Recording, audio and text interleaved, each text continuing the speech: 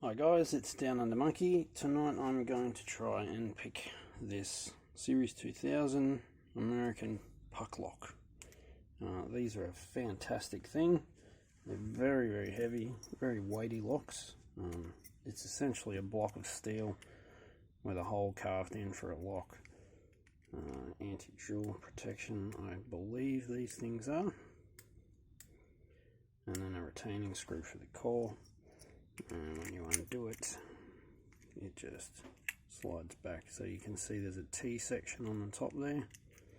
When you insert that, it locks in, and normally on a vending machine you can't get to the shackle to cut it. Pretty much the only thing you can get to is the lock core. So let's have a go at this, and there's our bitting. Pretty wild down here, super low, super high. So let's have a go, see if we can't get them open. I've got a couple of these and a couple of other Americans I've been trying to work through,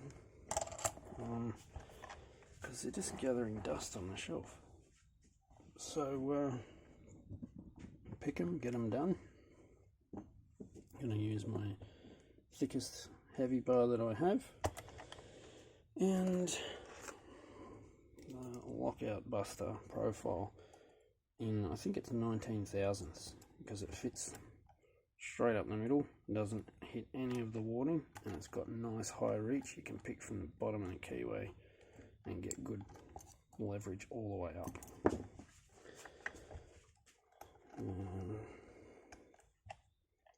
Alright, let's get to it.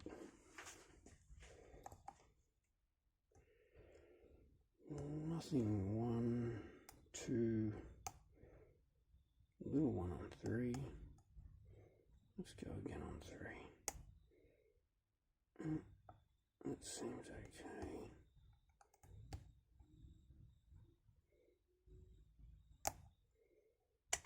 That felt weird.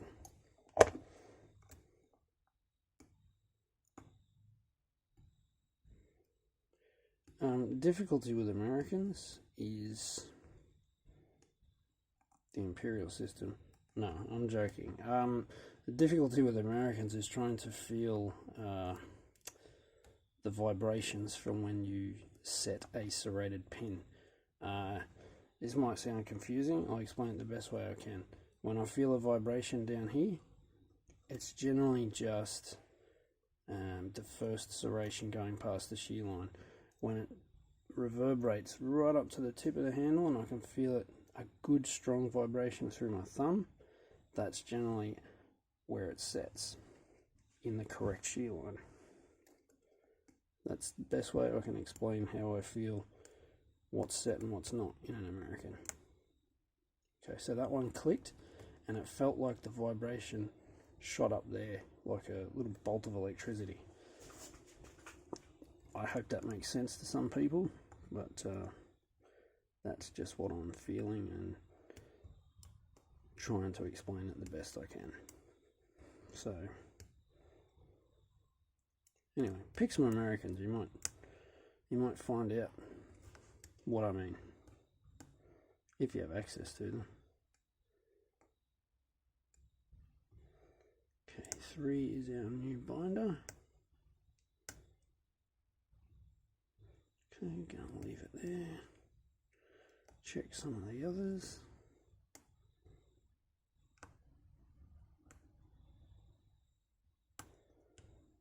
Okay, 1 and 2 are now binding. 2 put us into a false set. Just a little one. Let's go down a bit further. 5 just put us into a deeper false set. Let's see. 5's giving a little bit of counter rotation. Let's manual that counter rotation because it feels like it's not going any further. So a little bit of manual counter rotation. Ooh, might have buggered that.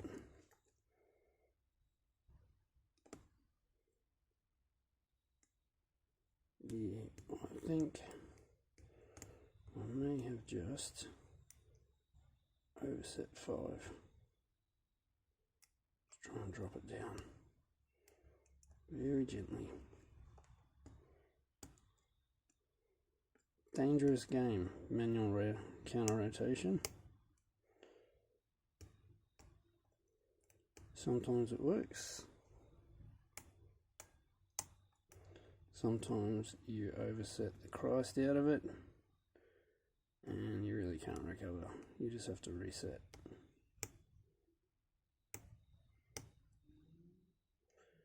Okay, that was 3 doing that.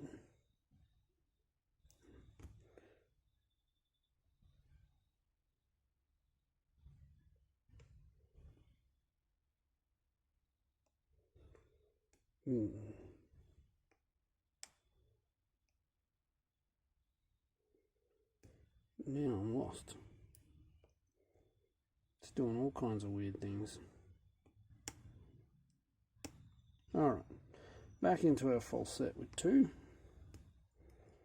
3, 4, 5. Put us back into that even deeper false set. Let's gently, you know what, I'll try something different.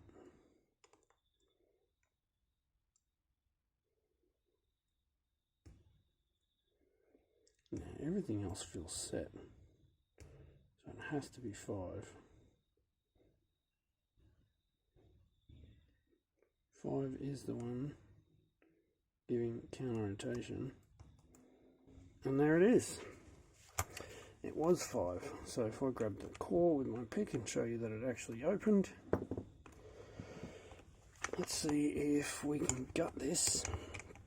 Oh well, I just don't do the wrong handle on the vise. Okay, so keep that in frame. Okay, got this little driver here. It's not exactly the right bit, but it fits perfectly.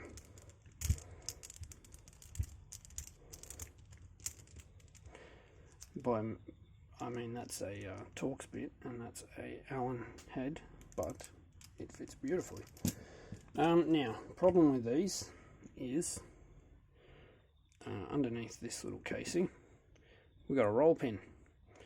It just so happens that I have a screwdriver that's been filed down that fits beautifully. So what I'm going to suggest right now is, I don't have a hammer near me, crud, so I might have to use my pliers. Just give me 1 second, see if I can find a hammer in the back of the shed. Got one. At this point I'm going to suggest that if you have speakers on, you might want to block your ears, because this is going to get a little bit noisy.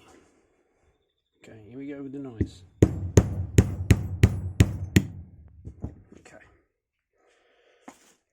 Camera moved all over the place, but as you can see, I've dropped the roll pin into the casing of the body. Now we're going to pull this section off, hopefully. There we go, there's the base of the lock. And look at that, we're still locked. That's awesome. Still unlocked. Get a small pinning tray. And I'm definitely going to shim that, because I can see that, is it going to fit with my follower? That's the next thing. Let's shove it out and find out. Beautiful. Works perfectly. And you can see they all had to be picked, but that one just needed to be picked a tiny little bit. Actually, the other pinning tray is going to be better for this one because they're a bit deeper. Alrighty, let's drop these pins out. There's 1 and 2, 3, 4,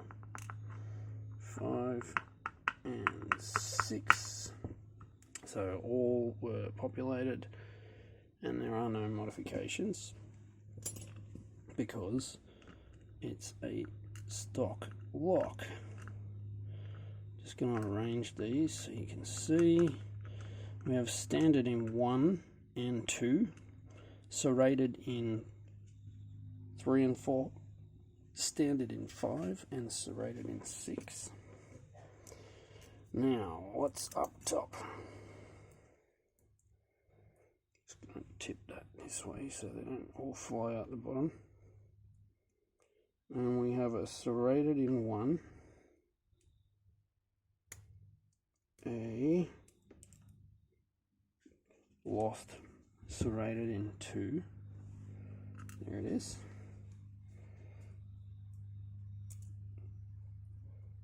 a serrated in 3, a serrated in 4, drop out that spring that's being a jerk and trying to get out early, go to the back, we have a serrated in 6, and we have a serrated spool in 5. I knew there was a spool in there somewhere because I was getting counter rotation, so, but I thought there would, it actually felt like there were more spools. Anyway, not to worry, I'm going to give you a close-up of these pins, and of course there's nothing done up inside there. It's a stock lock straight off the shelf, and there you have. Let me just point out some stuff. So there's your standards in 1 and 2, serrated in 3 and 4, standard in 5, and serrated in 6. I think these are standard because they're very small pins.